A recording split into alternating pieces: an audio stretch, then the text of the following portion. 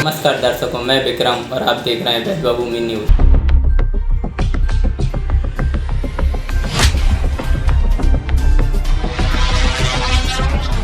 कहाँ लिखा है संविधान? क्या आपने बंद लिखवा लीजिए और उसको छोड़ दी।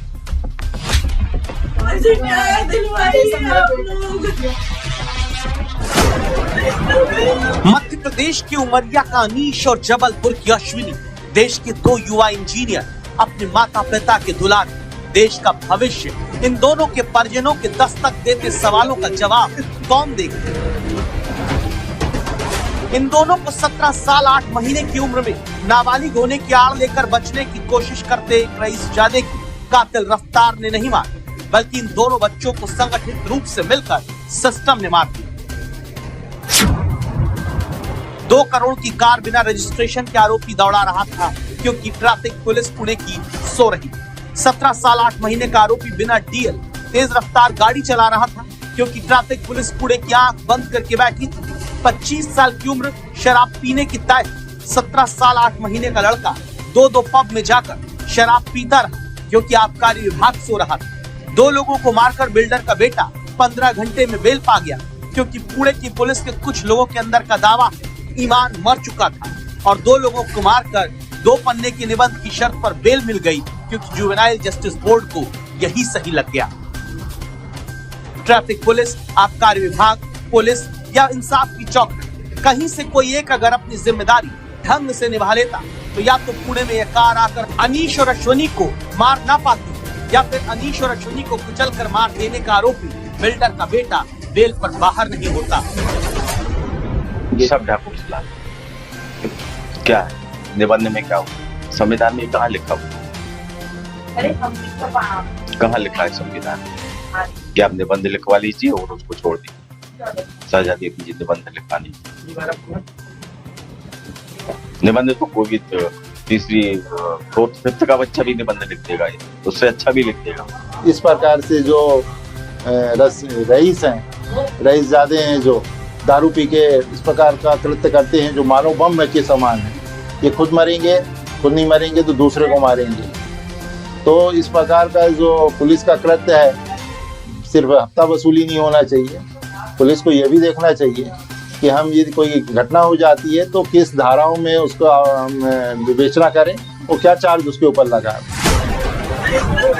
एक परिवार इन 2 बच्चों का है जिनके पास अब जीवन भर का दर्द, और परिवार पुणे के आरोपी लड़के के पिता का, जिसे लगता था कि पैसा और पावर से सिस्टम को बरगलाया जा सकता।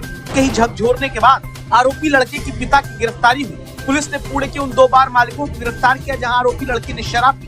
पुलिस अब 17 साल 8 महीने के आरोपी को नाबालिग नहीं बल्कि बालिग मानकर कार्रवाई कोर्ट में चाहती है। लेकिन दस्तक देता सवाल है कि अब तक उन पुलिस वालों पर कार्रवाई क्यों नहीं हुई जिन्होंने FIR में शराब की बात नहीं लिखी, जिन्होंने आरोप है कि केस को हल्का करने की पहले से ही शुरुआत रखी, जिन्होंने 15 घंटे में बेल दिए जाने का दावा विरोध तक नहीं किया।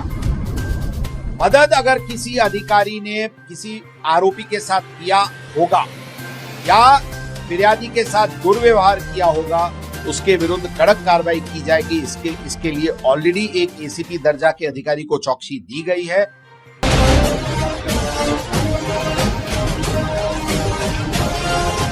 इस तस्वीर के सामने आते ही दूध का दूध और पानी का पानी हो गया। जनता का गुस्सा 7वें आसमान पर पहुंच गया। सवाल उठा कि क्या वाकई में देश का कानून सबके लिए बराबर है?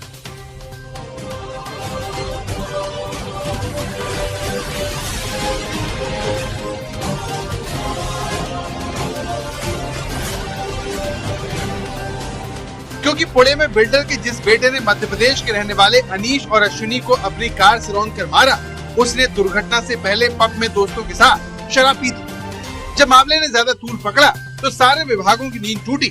पुणे के आबकारी विभाग ने बड़ी कार्रवाई की और जहां नाबालिग लड़के ने शराब पी थी उस बार को सील कर दिया।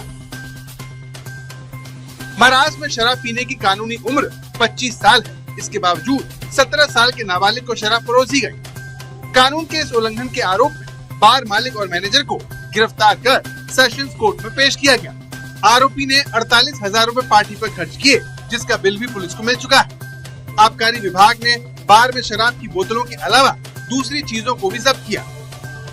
आबकारी विभाग की तरफ पुणे पुलिस भी अब जागती दिख रही है और उसने आरोपी की बेल के खिलाफ ऊपरी अदालत में अर्जी दी है और कोर्ट से आग्रह किया है कि वो आरोपी को बालिग मानकर उसके खिलाफ आपराधिक मुकदमा चलाए। इसके अलावा पुलिस ने इस आरोपी बिल्डर के पिता को भी गिरफ्तार कर लिया है। सवाल ये कि ऐसा पहले क्यों नहीं किया गया। ये केस एक अत्यंत हीनस और ग्रीवियस केस है और इसमें आरोपी जुवेनाइल जो है इसको एडल्ट की तरह ट्राई किया जाए, जो कि लॉ में प्रावधान है। उसकी एप्लीकेशन को जो लोअर कोर्ट ने डिसअलाउ किया था उसके विरुद्ध हम अपील में गए हैं और हमें विश्वास है कि उसमें हमें फेवरेबल ऑर्डर मिलेगा। तो ये सारी कार्रवाई अपनी गलती को छिपाने की कोशिश क्यों न मानी जाए, क्योंकि इस मामले के तूल पकड़ने पर ही सभी विभागों को अपनी जिम्मेदारी याद आई और 2 लोगों को कुचलने वाले नाबालिग पर शिकंजा कसा। वरना आरोपी की दुर्घटना के बाद नाबालिग जब थाने पहुंचा तो उसके लिए बाहर से पिज्जा बर्गर ऑर्डर किए गए। हालांकि पुलिस ने इससे इनकार किया। वहीं महाराष्ट्र में विपक्ष के नेता पुलिस आयुक्त को निलंबित करने की मांग कर रहे हैं। पुलिस कमिश्नर को सस्पेंड करी, उसने आरोपी को बचाने की कोशिश की है, उसको 2 घंटे में बेल मिलता है।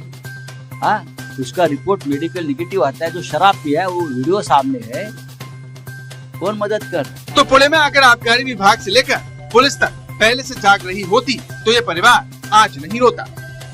मैं चाहती हूँ उसे न्याय मिले, आप लोग उसको न्याय दिलवाइए। जो कोई भी ऐसा किया है उसको छोड़िए मत। मेरे बच्चे के साथ में जो कोई गलत किया है उसे अंदर करिए, उसे कभी भी मुझे बाहर न करिए। मुझे न्याय दिलवाइए आप लोग। हम तो सदमे में हैं, हम तो आज भी यकीन नहीं कर पा रहे, अभी भी यकीन नहीं कर पा रहे कि बेटी नहीं रही करके। बहुत ज्यादा धक्का लगा। बस यही कि ये घटना बार बार ना हो, मतलब दोबारा न करेगी, ऐसी सजा मिले उसे। 19 मई को देर रात दुर्घटना हुई थी। इसके बाद 60 घंटे से भी ज्यादा का वक्त बीत चुका है, फिर भी अभी तक आरोपी की मेडिकल रिपोर्ट नहीं आई, जिससे पुणे पुलिस पर उंगलियां उठ रही हैं।